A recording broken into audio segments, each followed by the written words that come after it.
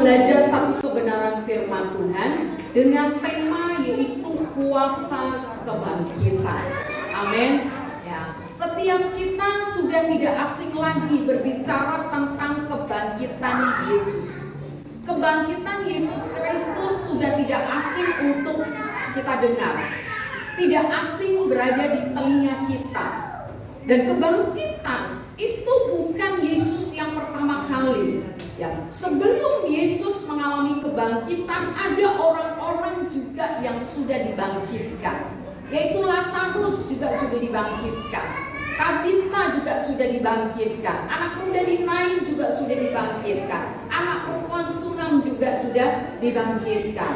Dan peristiwa-peristiwa kebangkitan itu tentu berbeda dengan kebangkitan Tuhan Yesus. Kebangkitan Tuhan Yesus sangat spesial. Kebangkitan Yesus itu punya kuasa. Kebangkitan Kristus itu bisa kita alami dan itu menjadi berkat buat setiap kita semua. Berbicara tentang sebuah kebangkitan, tidak tiba-tiba Tuhan Yesus bangkit, tapi ada satu kata ya yang harus kita tahu, yaitu tentang salib. Ya, kebangkitan itu dimulai dengan kata salib, yaitu salib Kristus, di mana ada Yesus Kristus yang rela memberikan hidupnya untuk disalib. Ya, tidak semua orang rela untuk disalib, untuk menggantikan hidup orang lain. Tetapi Yesus Kristus rela disalib buat saya dan saudara. Dia rela memberikan hidupnya. Karena salib itu bukan perkara yang mudah. Mendengar kata salib itu bukan beban yang ringan. Tapi kata salib adalah sebuah hukuman yang mengerikan, sebuah hukuman yang memalukan, sebuah hukuman yang berat. Tetapi hukuman yang berat pun dilakukan oleh Yesus Kristus demi kita semua, demi orang-orang yang percaya kepada Dia. Oleh sebab itu Yesus rela mati di kayu salib. Ya, karena di dalam salib itu ada kutuk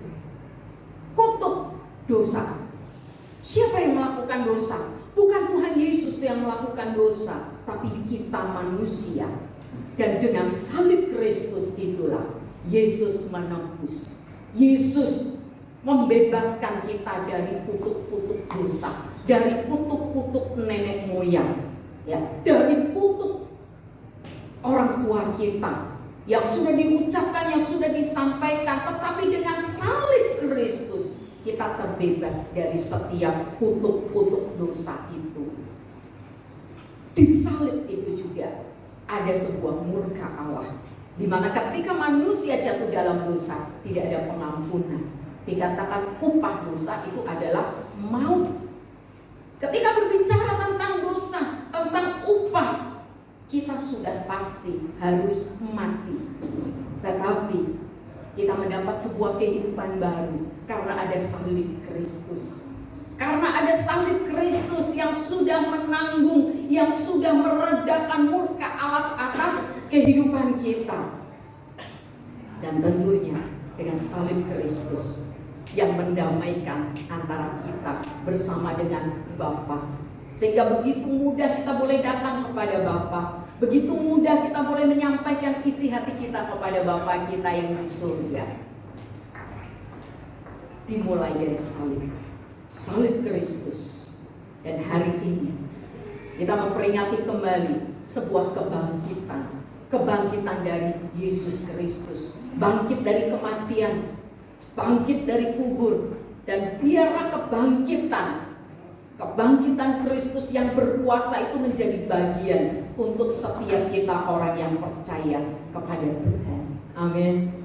Dan biarlah kuasa kebangkitan itu kita alami. Kuasa kebangkitan itu boleh terjadi di dalam kehidupan kita, sehingga kita menjadi orang-orang yang percaya kepada Tuhan, punya pengharapan, punya sukacita, punya masa depan.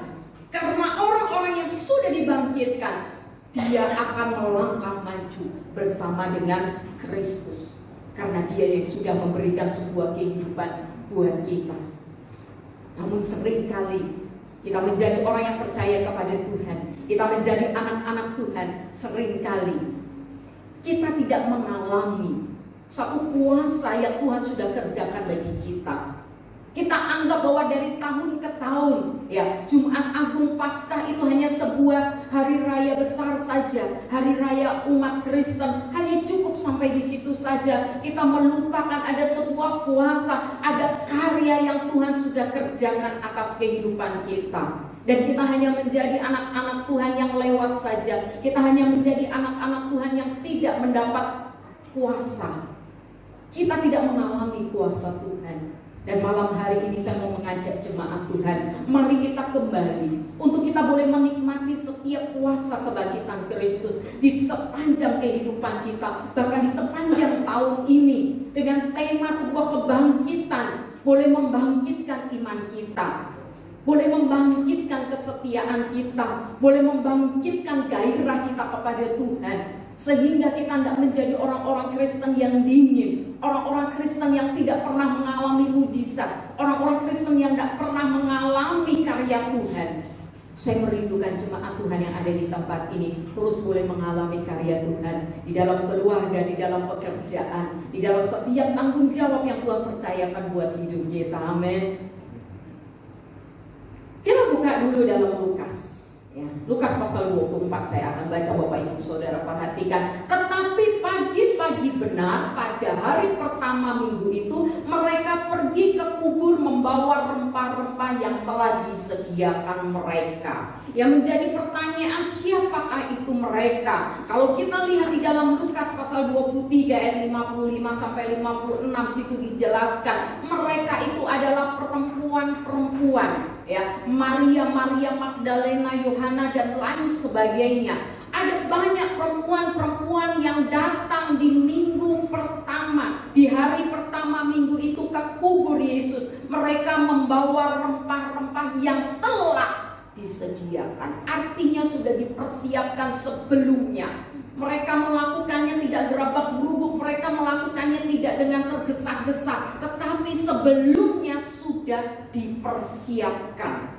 Ya, kapan dia mempersiapkannya? Setelah Yesus diturunkan dari salib dan dikuburkan, dimasukkan ke dalam kubur. Dan mereka perempuan-perempuan ini pulang ke rumah dan mempersiapkan rempah-rempah yang akan dibawa untuk berkunjung ke kubur Tuhan Yesus. Ya.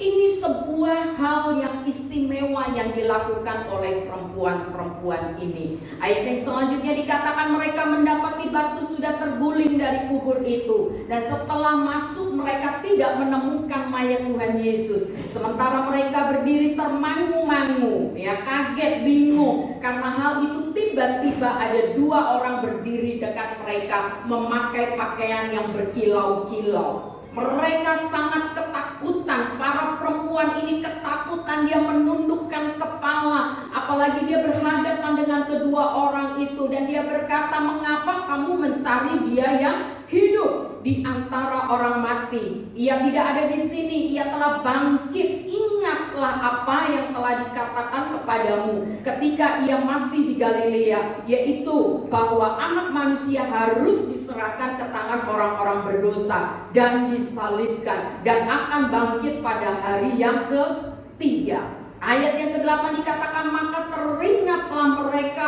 akan perkataan Yesus itu. Ini sebuah peristiwa yang kurang lebih terjadi di dalam kehidupan kita. Seringkali kita terima pesan Tuhan lewat firman Tuhan, lewat firman Tuhan yang kita baca, firman Tuhan yang kita dengar, dan mungkin dari orang-orang yang berjumpa dengan kita. Seringkali kita mendapat pesan Tuhan, tapi seringkali juga kita abaikan. Dan peristiwa ini sama seperti para perempuan ini. Mereka melupakan pesan Tuhan. Padahal Tuhan sudah berpesan anak manusia harus diserahkan ke tangan orang berdosa. Dia disalibkan dan akan bangkit pada hari ketiga. Dan hari itu, pagi itu adalah hitungan hari hari ketiga mereka tidak sadar, mereka tidak ingat lagi dengan pesan Tuhan sebelum Yesus ditangkap. Dan hal ini membuat mereka nggak mengalami kuasa Tuhan. Dan seringkali kita juga menjadi orang-orang Kristen, anak-anak Tuhan yang lupa dengan pesan Tuhan, sehingga silih berganti persoalan terjadi dalam hidup kita, kita menjadi takut, bahkan kita kecewa dengan Tuhan. Berapa banyak kita sering kecewa sama Tuhan, berapa banyak kita sering tinggalkan Tuhan, berapa banyak kita sering mempertanyakan kepada Tuhan, kenapa ini terjadi kepada saya, kenapa bukan orang lain, kenapa saya harus mengalami. Dan ketika kita berada di titik seperti ini, seolah-olah kita berjalan sendiri. Padahal kalau kita ingat pesan Tuhan, Tuhan itu tidak pernah meninggalkan kita. Tuhan itu selalu ada bersama dengan kita. Firman Tuhan katakan, aku akan menyertai engkau. Ya, penyertaan Tuhan selalu ada, tetapi kita nggak merasakan. Ya. Kristus sudah bangkit,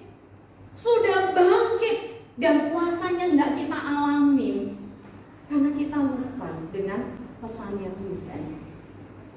Dan lebih menyedihkan lagi, kadang-kadang kita, ya, di sini ini baru yang diceritakan, yang datang ke kubur Tuhan Yesus itu hanya perempuan.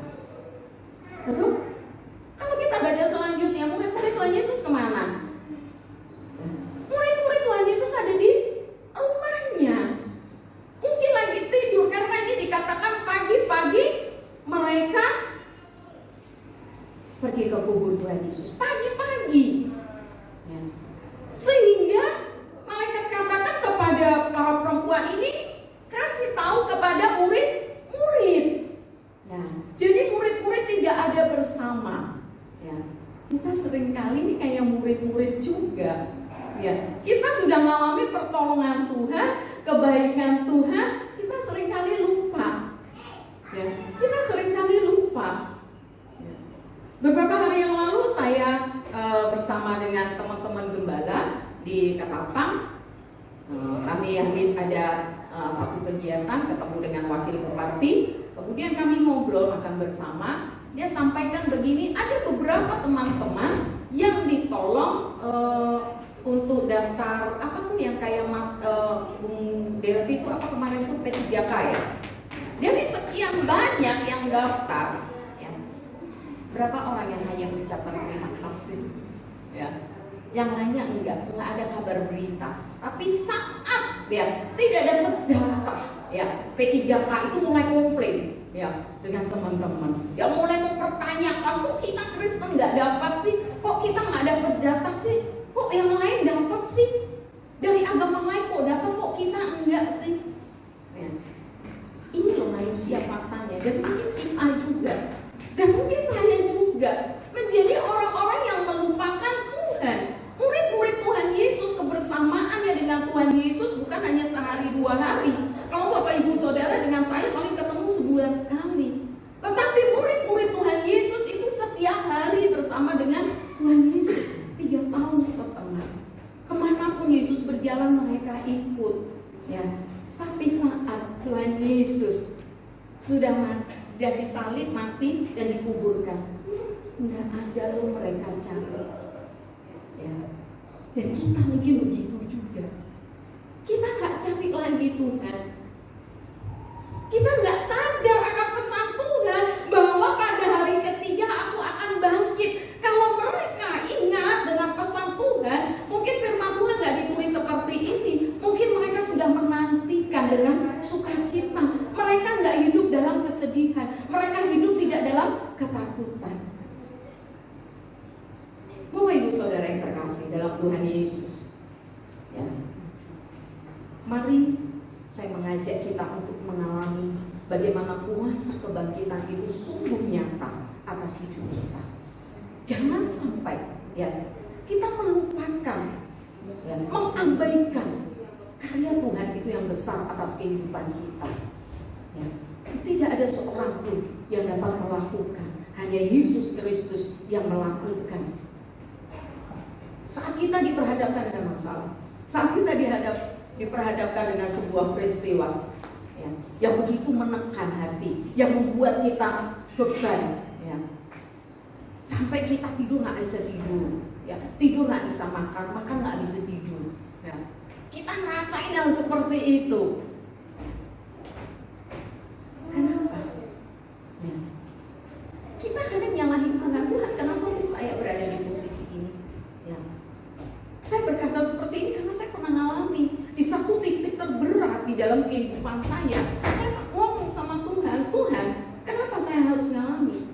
Kenapa nggak orang lain, Tuhan? Kenapa harus saya? Kenapa Tuhan nggak kasih beban kepada orang lain? Titik terparah, titik terberat itu saya merasakan bahwa Tuhan itu nggak ada. Tuhan sudah meninggalkan saya. Tapi ketika saya menyadari saya boleh duduk bersama dengan Tuhan, aduh saya baru tahu. Ternyata Tuhan sedang bawa saya di dalam titik supaya saya ngerti apa yang Tuhan mau. Dan hari ini kita mau belajar. Malam ini saya mau mengajak. Kita buka dalam Filipi pasal 3 ayat 10. Filipi pasal 3 ayat yang ke-10. Yang ku kehendaki ialah mengenal Dia dan kuasa kebangkitannya dan persekutuan dalam penderitaannya, di mana aku menjadi serupa dengan Dia dalam kematiannya. Rasul Paulus menuliskan ayat ini dan dia berkata, yang ku kehendaki ialah mengenal Dia dan kuasa kebangkitannya. Kadang kuasa kebangkitan Kristus tadi saya katakan tidak kita alamin. Kita berjalan sendiri, kita ngalamin seorang diri. Kenapa? Dalam sebuah terjemahan lain, yaitu bahasa Indonesia masa kini, boleh klik lagi. Satu-satunya yang saya inginkan ialah supaya saya mengenal Kristus dan mengalami kuasa yang menghidupkan Dia dari kematian. Saya ingin turut menderita dengan Dia dan menjadi sama seperti Dia dalam hal kematiannya. Ada satu poin yang sudah disampaikan oleh Mas Ayub minggu lalu. Saya ada mau sampaikan sedikit di poin ini. Saya menyampaikan ada dua hal, supaya kita boleh mengalami kuasa kebangkitan Kristus di dalam kehidupan kita. Yang pertama, yaitu kita memiliki keinginan untuk mengenal Dia. Dalam terjemahan lain dikatakan satu-satunya yang saya inginkan. Kata saya inginkan itu kerinduan dari hati kita yang terdalam, sebuah keinginan, sebuah dorongan dari diri kita sendiri, tanpa disuruh, tanpa dipaksa, tanpa dijadwal. Dan Rasul Paulus punya satu keinginan untuk mengenal Dia, mengenal Kristus. Pertanyaannya, sejauh mana kita sudah mengenal Kristus?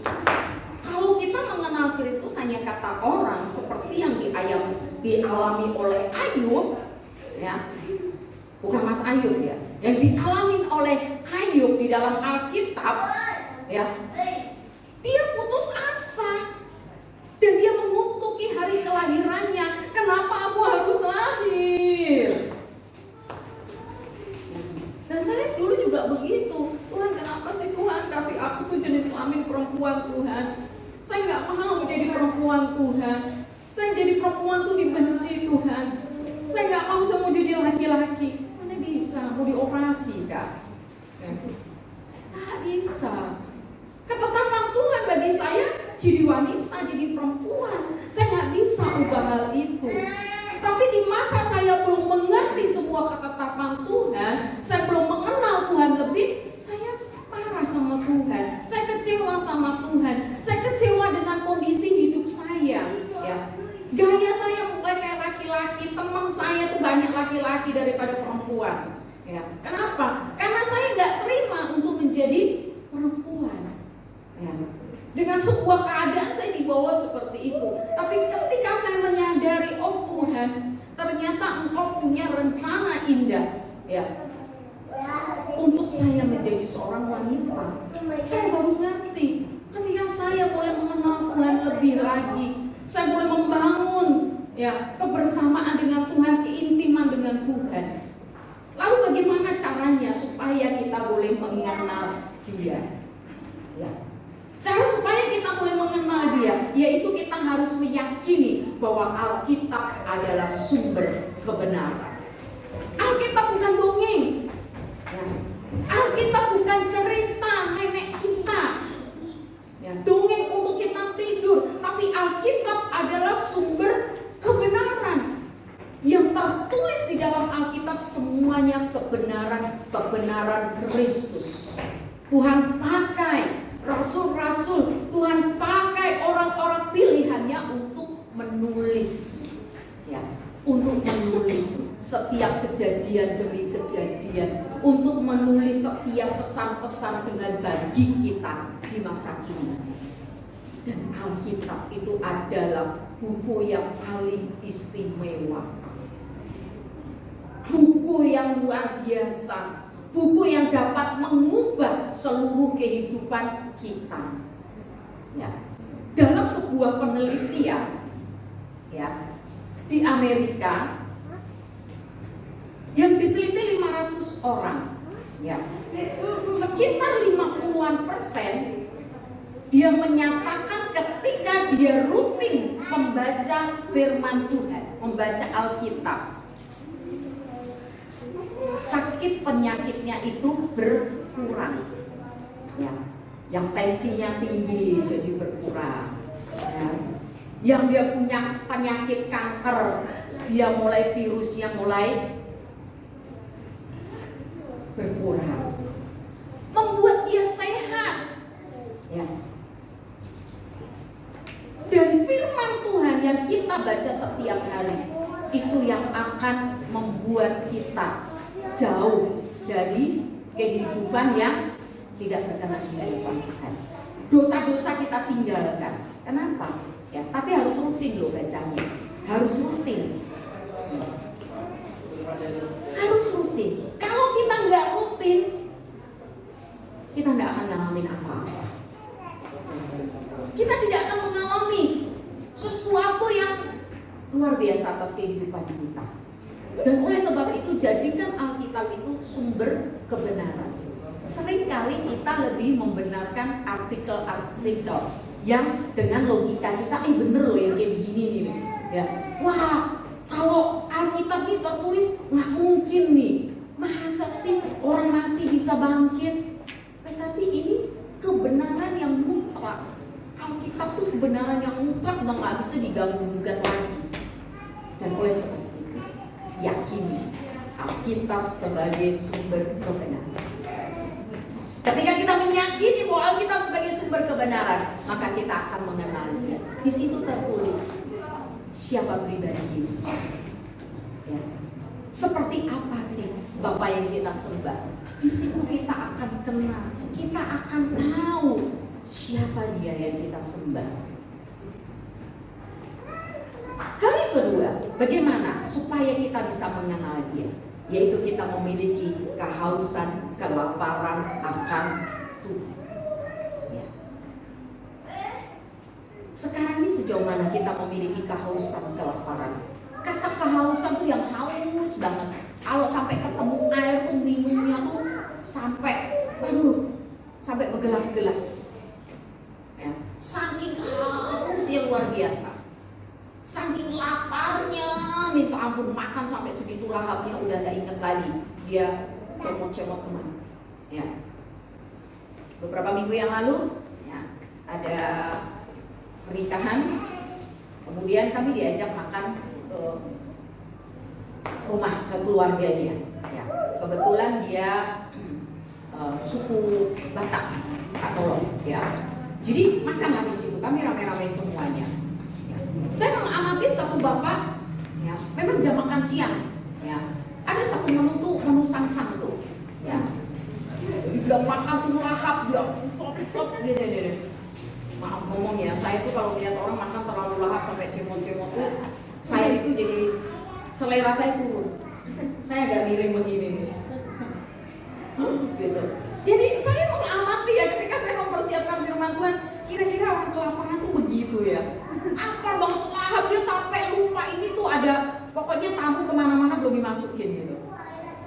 Itu saking kelaparan.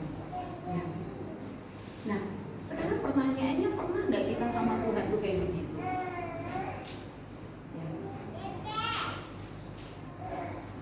Pernah nggak kita dengan Tuhan tuh sampai aduh pengen banget gitu, haus banget cari Tuhan, lapar banget cari Tuhan. Karena kita cari Tuhan hanya ala kadarnya, formalitas, ya, supaya kelihatan kita orang Kristen itu harus doa, hanya itu aja. Ya. Tapi pernah nggak kita siapkan waktu untuk kita sungguh-sungguh dengan Tuhan, cari Tuhan, ngobrol sama Tuhan? Saya dulu kadang berpikir gini, ketika duduk diam bersama dengan Tuhan, ya, doa, ngobrol sama Tuhan, saya dulu berpikir tuh ngabisin waktu loh. Tetapi berjalannya waktu, ya, saya senang sama Tuhan. Saya bisa cerita sama dia. Ya. Saya sampaikan ini karena saya ngalamin sendiri. Ya. Di titik terberat tempat saya cerita ke dia. Dan ketika saya udah cerita, aduh lega banget. Saya ngomong Tuhan, terima kasih. Saya lega banget bersama dengan Tuhan. Ya. Dulu waktu masih ada Bapak Gembala, saya seringnya cerita sama dia. Ya. Dia tegur saya begini, orang tuh katanya kalau banyak ngomong, itu belum tentu dia ngomongnya sama kita. Dia singgung saya begitu. Saya bilang, kamu nyinggung saya ya? Saya bilang gitu. Saya marah sama dia. Ya, terus terang, ya, saya katakan tadi, ngobrol sama Tuhan tuh habisin waktu. Saya pagi-pagi harus urus rumah dengan gaya saya yang seperti ini. Waktu adalah begitu berharga untuk saya ngurus semua kerjaan saya. Dan rasanya tuh sia-sia, ya. Kalau hanya duduk sama Tuhan tuh tidak dapat apa-apa, ya. Rasa saya waktu itu, ini pengalaman dulu ya. Ya. Tapi ketika saya sendiri, ya, di titik terberat, ya, saya datang sama Tuhan. Ya. Saya punya sahabat dulu nemanin saya setiap malam. Ketika Bapak Gembala dipanggil oleh Tuhan, ya, dia nemanin saya. Ya. Ada masa titik terberat saya nggak bisa tidur, semua anak-anak bisa tidur. Ya. Dia hanya bawa saya dalam sebuah penyembahan. Dia nyanyikan saya. Saya ngalamin ketenangan. Dan dari situ saya terus belajar, saya terus belajar. Ya. Saya mau katakan kepada Bapak Ibu Saudara, kalau saya boleh kuat sampai hari ini, karena saya sering ceritanya sama Tuhan, disitulah kekuatan saya. Ya. Di situ kekuatan saya untuk saya bertahan. Di situ kekuatan saya untuk melewati, untuk menghadapi semua tantangan.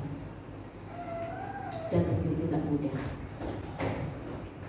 Terus begitu mari, ya, siapkan waktu kita untuk kita bisa mengenal Dia. Dia tidak pernah tinggalkan kita. Dia akan memberikan keteguhan buat kita. Ya. Saat amarah sedang ada di dalam dirimu, ketika engkau datang sama Tuhan, kamu cerita, aduh rasanya plongnya luar biasa.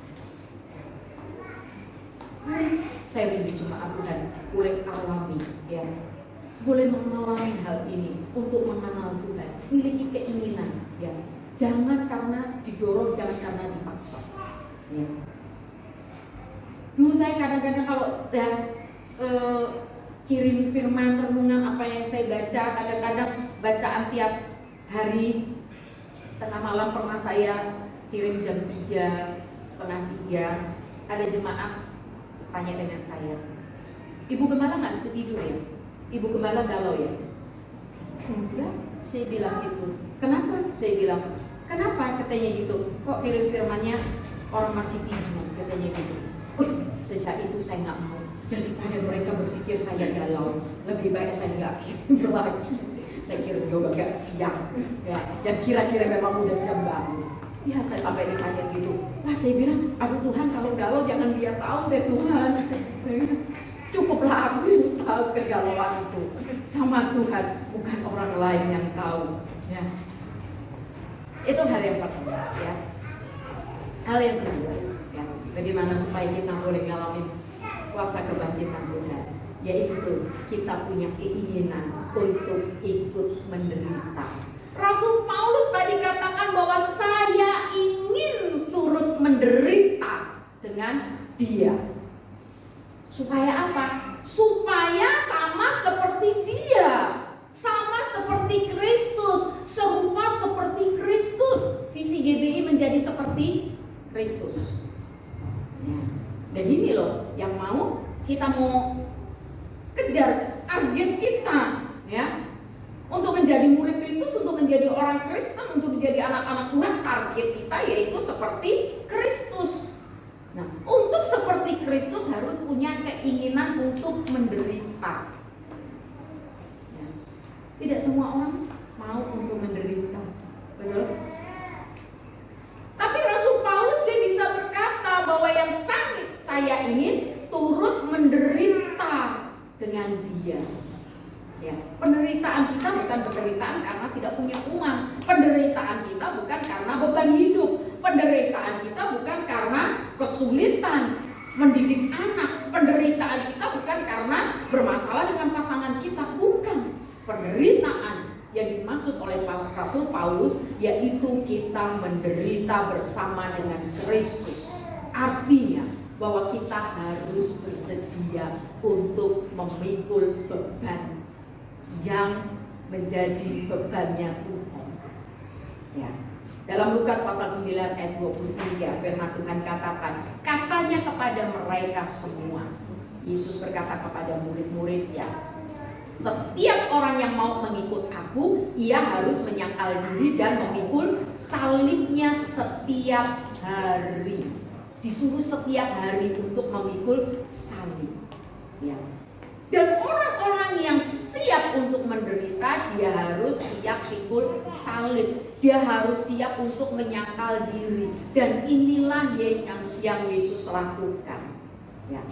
Yesus punya tanggung jawab besar dari Bapaknya.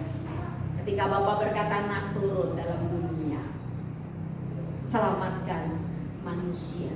Mereka semua sudah berdosa. Mereka sudah harusnya dihukum. Mereka harusnya terima hukuman mati. Tapi kamu turunlah, selamatkan mereka. Makanya salib Kristus, ya, yang membebaskan kita dari kutuk dosa. Salib Kristus yang sudah membebaskan kita dari murka Allah. Salib Kristus yang sudah mendamaikan antara kita bersama dengan Bapa. Dan ini adalah bebannya Tuhan. Tanggung jawab itu diberikan kepada Tuhan. Dan saat kita ambil keputusan untuk ikut menderita, beban itu ada pada kita. Beban itu ada pada kita. Kalau kita mau jadi murid Kristus, kita harus siap untuk nyangkal diri dan pikul salib. Firman Tuhan katakan bukan seminggu sekali, tapi setiap hari. Berat loh setiap hari. Ya.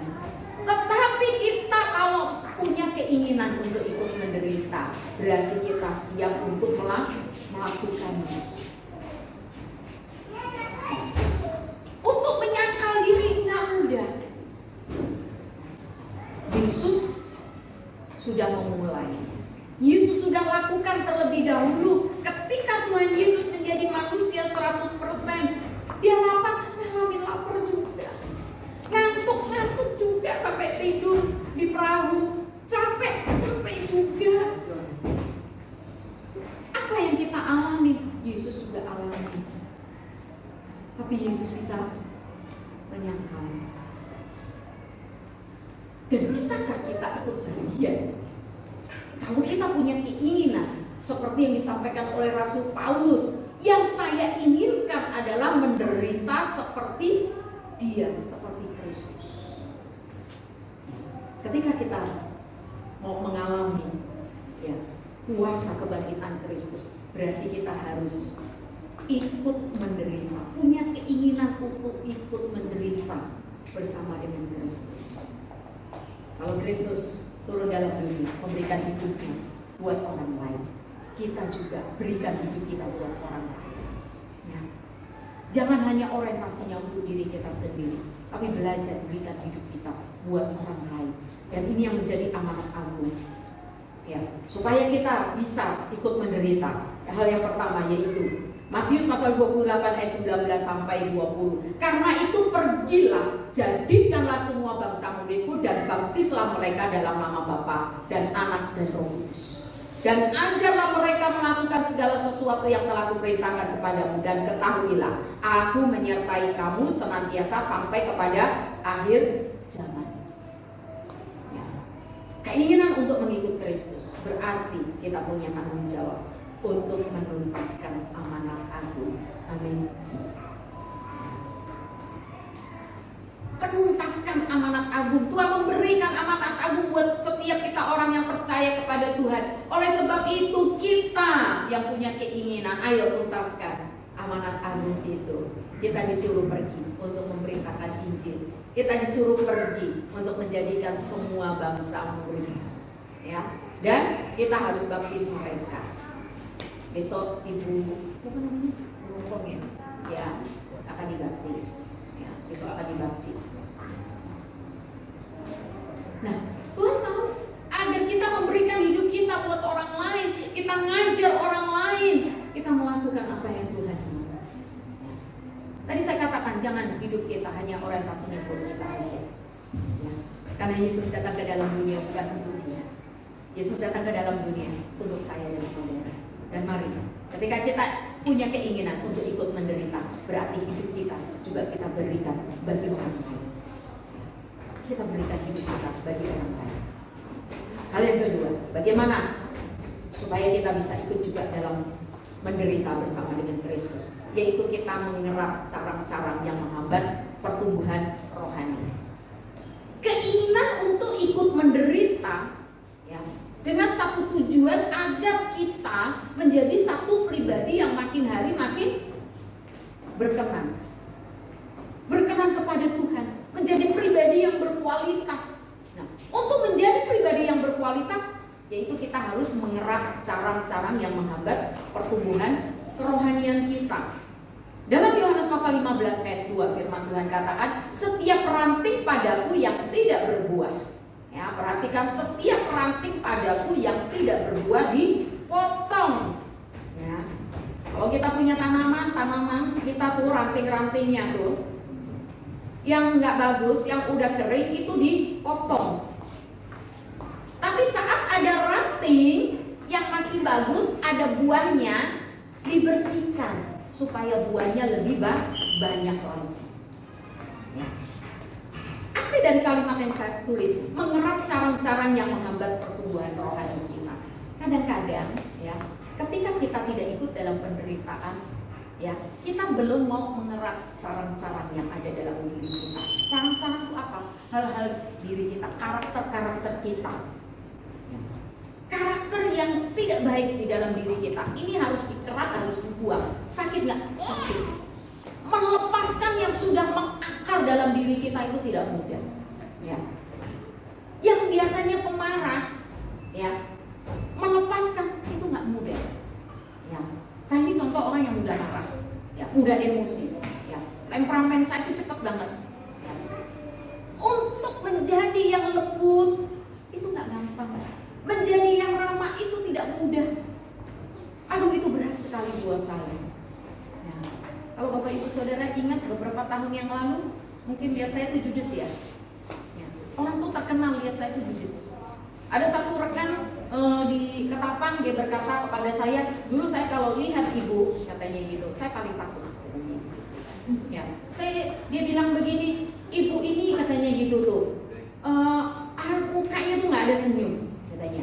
Dia berpikir kok Pak Nison mau ya, gitu. Kok mau nikah sama itu Pak Nison kok mau ya, pilih dia itu kenapa ya?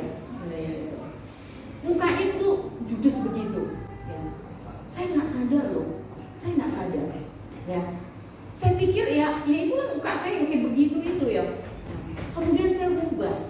Ya, saya belajar, saya kadang ngaca. Gitu. Kalau marah ini kan kadang nyangkut gitu ya, berkerut gitu. Saya berusaha saya rubah. Saya berusaha buat senyum sama orang. Tapi maaf ya, karena saya terlahir itu bukan yang ramah. Ada orang tuh yang ngomong halo, apa kabar? Saya nggak bisa, oi, paling begitu saya. Ya, nggak bisa saya disuruh lembut itu nggak bisa. Ya, saya sudah berusaha gitu untuk lemah lembut gitu ya. Karena memang ya saya udah sampai segini saya berubah. Ya, sampai satu titik orang berkata, ramah ya, Ibu Yohana ya. Saya bilang, kamu belum tahu, kemarin ketemu sama temen tuh waktu jalan pagi, dia berkata gitu, mukanya fresh katanya gitu, ramah, suka senyum. Saya bilang gitu, Aceh nggak tahu 30-20 tahun yang lalu, saya bilang gitu, aku ini paling judes, saya bilang. Kemudian dia kata, masa sih katanya. Ya, kalau ketemu saya sekarang saya udah ramah, udah senyum. Kalau dulu enggak ya Pak Didi ya? Nggak pernah saya senyum, jarang saya senyum. Ya, kenapa? Ya itu masa lalu saya yang membentuk saya jadi seperti itu. Nggak mudah saya katakan. Ini saya kasih contoh diri saya loh. Ini masalah marah, masalah raut wajah saya, nggak mudah gitu untuk mengikis itu semua. Ya, jemaat Ketapang yang hari-hari sering ketemu dengan saya, ya kalau saya sudah diem, mereka nggak berani tegur saya. Ya, di satu kegiatan Natal saya diam, ya, karena ada sesuatu yang membuat saya ini tidak pas. Ya, ini jamnya udah mau ibadah, tetapi justru yang tim Praise and Worship itu belum datang. Saya katakan setengah jam harus sudah sampai. Ternyata kurang 15 menit belum sampai. Saya nggak marah, tapi saya diemin. Saya diem. Kemudian ada yang tanya, ini mau diapain? Gitu. Tanya sama Bu Gembala. Ya. Jadi tanya sama Bu Gembala, enggak, katanya gitu. Tuh Bu Gembala buka udah kayak begitu, nggak jadi katanya. Dia sodorin siapa? Majulah ke sana. Kamu yang bisa ngomong sama Bu Gembala. Nggak ada yang berani. Enggak katanya gitu. Akhirnya benar, satu orang ibu datang kepada saya. Dia bilang, Bu Gembala, ini mau digimanain? Terserah. Saya hanya saya jawab tuh terserah. Saya tuh lagi sedang mendem amarah saya. Dia begitu turun, oh iya benar jawabannya. Ternyata Ibu Gembala lagi marah. Sejak itu suasana sudah baik, dia ceritakanlah kondisi itu. Saya baru tahu, ya. Oleh sebab itu saya belajar. Tuhan, saya bilang, semarah apapun saya mau belajar untuk orang lain nggak tahu. Saya akan bersikap baik. Saya katakan ini sulit, ya. Tetapi kalau kita punya keinginan, ya, makanya saya katakan ini sebuah penderitaan loh, sakit. Tapi saat kita bisa melakukannya, maka kita akan mengalami perubahan, kita akan mengalami pertumbuhan. Dan yang Tuhan mau adalah kita semakin hari semakin berbuah, kita menghasilkan buah. Kita menjadi orang-orang Kristen yang punya kualitas. Kita menjadi orang-orang Kristen enggak yang dari dulu 15 tahun yang lalu, 20 tahun yang lalu kita nggak pernah ada perubahan. Tuhan mau kita ada perubahan. Makin hari makin baik setiap karakter kita. Hati kita ini makin diberesin terus, ya. Mungkin di masa lalu kita penuh dengan kepahitan. Tetapi ketika kita siap untuk dikerat, kepahitan itu terus akan dibersihkan. Sehingga saya kalau orang lain ngomong udah nggak masuk lagi ke telinga. Ya. Saya katakan saya ini orang yang paling bawa perasaan. Ya. Orang paling bawa perasaan. Ketika orang ngomong tik dikit, saya merasa nangis saya ini. Ya. Apalagi saya ini orang cengeng lagi, nangis saya. Tapi di satu titik Tuhan ingatkan saya, di sini loh kamu jangan cengeng. Kok cuma gini doang? Tuhan selalu diingetin ketika saya ada bersama dengan Tuhan. Dan sekarang kalau udah dengar sesuatu, biasa mah, oh mungkin dia lagi begini, oh mungkin dia lagi demam, oh mungkin dia lagi nggak mood, biasa. Ya. Kenapa? Ya. Kita harus kerat itu semua yang tidak baik di dalam diri kita. Rasul Paulus, ya, ketika dia menulis ayat ini, dia punya keinginan untuk mengenal Kristus, dia punya keinginan untuk menderita bersama dengan Kristus, dan biarlah ini juga menjadi keinginan kita. Amin. Kita punya enggak keinginan yang sama kayak Rasul Paulus? Ya. Ayo mari kita punya keinginan supaya kita juga boleh mengalami kuasa kebangkitan Kristus. Ini yang disampaikan oleh Rasul Paulus. Dia berkata bahwa ketika dia mengenal Kristus, dia akan mengalami kuasa kebangkitan Kristus. Dan tahun depan ketika kita merayakan Paskah lagi, mungkin kita sudah beda. Ya. Level rohani kita sudah beda. Kita nggak sama seperti sekarang lagi. Ya, ada perkara dahsyat yang Tuhan akan kerjakan buat kita di tahun yang akan datang. Tapi tahun ini Tuhan pengen kita mengenal Dia lebih lagi. Tuhan pengen kita ikut dalam penderitaan Kristus sehingga hidup kita jadi berkat, hidup kita boleh bermanfaat bagi orang. Amin. Kemarin berapa hari yang lalu ada seseorang bercerita kepada saya seperti ini. Sebenarnya keluarganya itu mau bertobat, sebenarnya keluarganya itu mau jadi orang Kristen, tapi karena dia tidak mencerminkan sebagai orang Kristen, akhirnya dia undur. Dia berkata begini, sebenarnya aku mau masuk Kristen, ya. Aku sudah banyak dengar kisah tentang Tuhan Yesus, tapi ketika aku melihat dia hidupnya tidak ada perubahan, maka hatiku menjadi tawar. Jangan sampai ada orang menjadi tawar karena kita. Tapi biarlah kita memberikan kemanisan, ya, buah yang manis sampai orang itu, aduh manis banget lihat kita, ya, menikmati dari setiap gaya hidup. Satu yang terakhir, kuasa kebangkitan Kristus hanya sebagai dongeng di masa lalu. Saat kita sendiri merasakan kehampaan di dalam diri kita. Kalau kita hampa, ya, dengan sebuah kebenaran Tuhan, maka kita pun juga nggak akan pernah mengalami kuasa kebangkitan Kristus. Oleh sebab itu mari kita bangun kembali keinginan untuk mengenal Kristus. Mari kita bangun lagi, ya. Mari kita bersiap untuk menderita bersama dengan Kristus, karena ini adalah tanggung jawab yang Tuhan berikan buat kita. Tanggung jawabnya Kristus, dan itu juga menjadi tanggung jawab kita. Oleh sebab itu kita harus terus berjuang. Jangan pernah kita menyerah, karena Tuhan Yesus menyertai kita.